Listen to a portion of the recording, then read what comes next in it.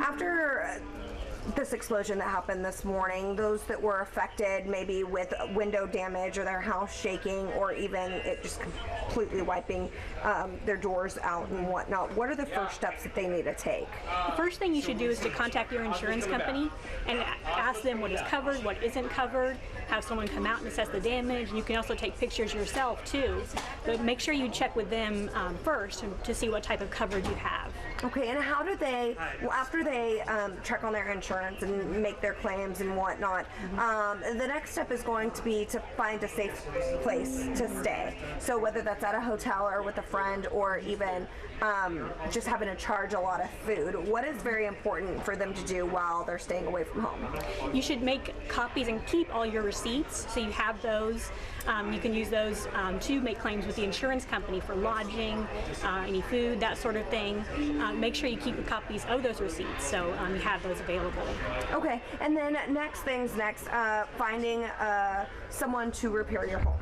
How are ways that these consumers can avoid getting scammed? Because this is really the time, unfortunately, when those scammers come out and try to take their money. Yeah, so unfortunately the scammers will come out of the woodwork during this time. So it is always a good idea to check on a company very carefully before you hire them. So you can check with the Better Business Bureau to see if we have any complaints or reviews on a company. Also check references, get at least 3 estimates. And also it's important not to hire someone on the spot or pay someone on the spot. So if they approach you, you don't really know who they are, they're basically strangers to you, you don't want to just hire them immediately. You can take their information and look it up, but don't just hire someone on the spot or pay them either. Okay, and I like that you say don't pay them on the spot. That's very important because a lot of companies do require that you make a deposit up front. What does the BBB recommend as far as how much of the total you should give up front? We recommend no more than 1/3 of the deposit up front. If someone's wanting you to pay the full amount up front, then that's a big red flag right there, and you don't want to do that. But sometimes you will have to pay a little bit, but we recommend no more than 1/3. Okay. And last but not least, when you are hiring a contractor to come out and look at your home and do the repairs, why is it important to have everything written in a contract?